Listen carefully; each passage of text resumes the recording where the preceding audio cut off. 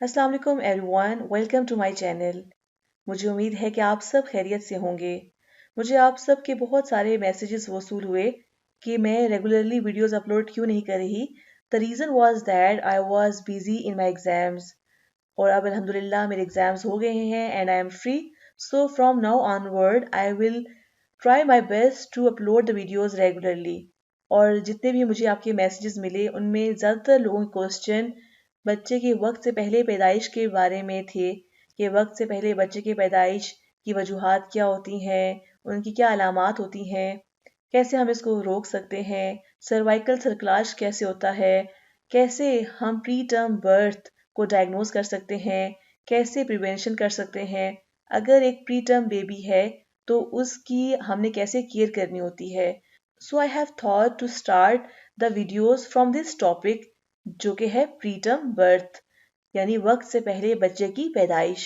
आज इस वीडियो में हम प्रीटर्म बर्थ की कॉजेज यानी वजूहात के बारे में बात करेंगे। जितना भी डाटा आपको इन वीडियोस में शेयर किया जाएगा वो इंटरनेशनल गाइडलाइंस के मुताबिक होगा ताकि आप घर बैठे स्टैंडर्ड एजुकेशन हासिल कर सकें। So let's start today. सबसे पहले प्री टर्म बर्थ किसे कहते हैं?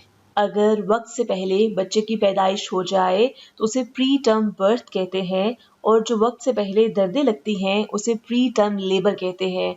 तो आज हम देखेंगे कि प्री टर्म लेबर किस वजह से होती है जो कि प्री टर्म बर्थ कॉज करती है।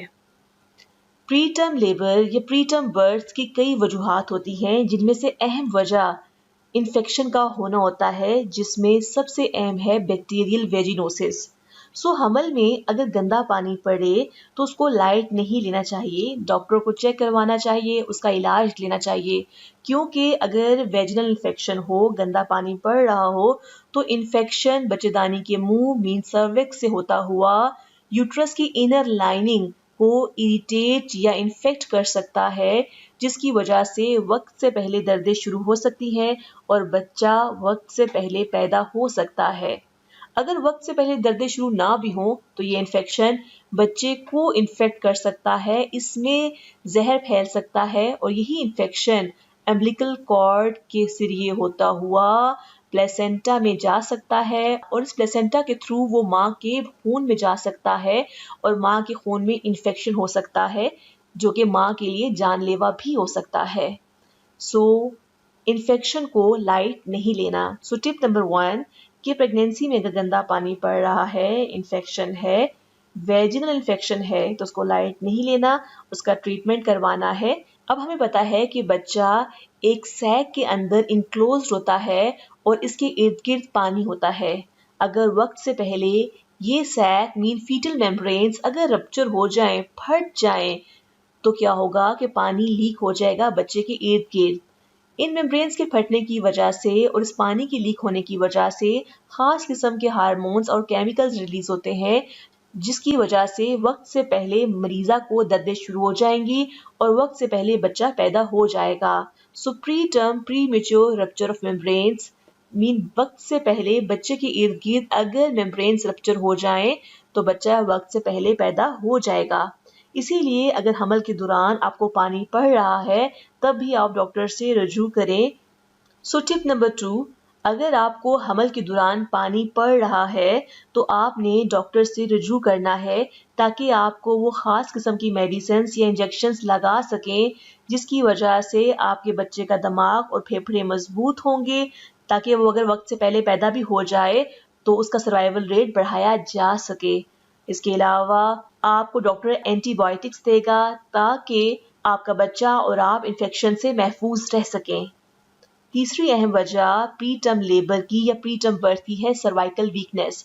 आपने अक्सर ये टर्म सुनी होगी कि डॉक्टर्स कहते हैं कि आपके बच्चेदानी का मुंह कमजोर है। प्रेगनेंसी के स्टार्ट में सर्वाइकल लेंथ ज्यादा होती है लेकिन बच्चा जूं जूं बढ़ता है उसके प्रेशर की वजह से सर्वाइकल लेंथ कम हो जाती है। लेकिन अगर प्रेगनेंसी के स्टार्ट में सर्वाइकल लेंथ कम हो तो जैसे ही बच्चे का प्रेशर पड़ता है तो वक्त से पहले बच्चेदानी का मुंह खुल जाता है, उस पर प्रेशर पड़ता है। प्रेशर बढ़ने की वजह से वक्त से पहले क्या होता है कि खास किस्म के हार्मोन्स या केमिकल्स रिलीज होते हैं जिसकी वजह से वक्त से पहले दर्दें शुरू हो जाती हैं और वक्त से पहले बच्चा पैदा हो जाता है। टिप नंबर 3 एक हामला खातून के लिए ज़रूरी है कि उसको अपनी सर्वाइकल लेंथ का पता होना चाहिए। अल्ट्रासाउंड के ज़रिए सर्वाइकल लेंथ को पता किया जा सकता है। इसके अलावा वो खातून जिसके 16 से 30 हफ्ते के दरमियान में हमल ज़ाया हो चुके हैं, उसके लिए भी ज़रूरी है कि नेक्स्ट टाइम हमल से पहले या हमल के दौरान वो सर्वाइकल लेंथ ज़रूर चेक करवाए, ताकि बर वक्त इलाज के ज़रिए ताकि इसके रिस्क को कम किया जा सके। चौथी अहम वजह बच्चेदानी में एबनॉर्मेलिटी होता है। बच्चेदानी में अगर कोई एबनॉर्मेलिटी होगी तो बच्चा जैसे ग्रो करेगा तो उसको ग्रो करने के लिए स्पेस नहीं मिलेगी और यूट्रस की वॉल्स पर प्रेशर पड़ेगा, वक्त से पहले दर्दें शुरू हो जाएंगी और बच्चा पैदा हो जाएगा। So uterine anomaly is also important cause of preterm labour. So tip number 4, अगर किसी खातून का हमल बार बार ज़ाया हो रहा है छोटी मुद्दत में, तो हमल से पहले अल्ट्रासाउंड पर यह जानना ज़रूरी है कि बच्चेदानी में कोई खराबी तो नहीं है। प्री टर्म लेबर या प्री टर्म बर्थ की पांचवी अहम वजह यूट्राइन डिस्टेंशन है। मीन यूट्रस की वॉल्स पर इंटरनल अगर प्रेशर ज़्यादा होगा, बच्चेदानी की वॉल्स पर जब प्रेशर ज़्यादा होता है तो ख़ास किस्म के हार्मोन्स और केमिकल्स रिलीज होते हैं, जिसकी वजह से प्री टर्म लेबर स्टार्ट हो जाता है और बच्चा वक्त से पहले दुनिया में आ जाता है। अब हम देखेंगे कि यूट्राइन डिस्टेंशन की क्या अहम वजूहात होती हैं। अगर बच्चे के इर्द गिर्द पानी ज्यादा हो, जिसे पॉलीहाइड्रोमनियोस कहते हैं, तो क्या होगा कि बच्चेदानी के अंदरूनी हिस्से पर प्रेशर ज्यादा पड़ेगा और यूट्राइन डिस्टेंशन हो जाएगा।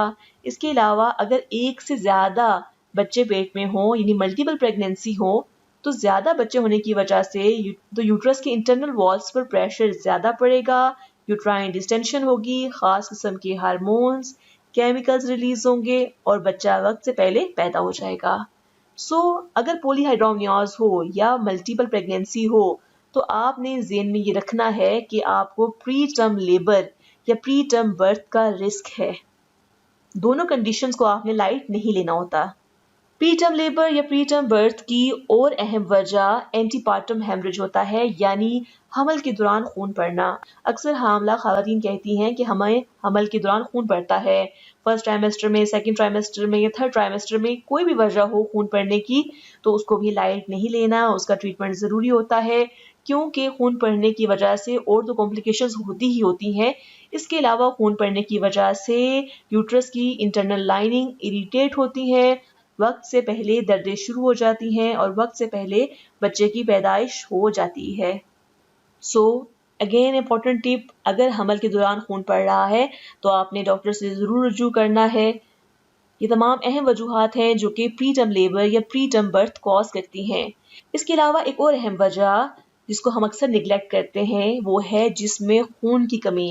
जी हाँ, अगर आपका HB लेवल कम है तो आपने इसको भी लाइट नहीं लेना, डॉक्टर से रुजू करना है या डॉक्टर जो आपको मेडिसिन देंगी आपने वो इस्तेमाल करनी है, अपना HB लेवल बिल्ड करना है, ऐसी खुराक का इस्तेमाल करना है जिससे आपका HB लेवल बढ़ जाए। अगर आपका HB लेवल अच्छा होगा तो प्री टर्म बर्थ के चांसेस कम हो जाएंगे। इसके अलावा एक और अहम वजह जो कि प्री टर्म लेबर या प्री टर्म बर्थ कॉज कर सकती है, जिसे हम निगलेक्ट करते हैं, वो है स्ट्रेस। स्ट्रेस एक ऐसा फैक्टर है जो कि प्री टर्म लेबर या प्री टर्म बर्थ कॉज कर सकता है और ये हमारे अपने हाथ में है कि हम स्ट्रेस लेते हैं या नहीं लेते। हमें चाहिए कि हम प्रेगनेंसी में स्ट्रेस ना लें। एक हामला खातून को चाहिए कि वो प्रेगनेंसी में अपने आप को रिलैक्स रखें, स्ट्रेस ना लें। अपने बारे में आप जान कर जिएं, क्योंकि ये 2 जिंदगियों का सवाल है।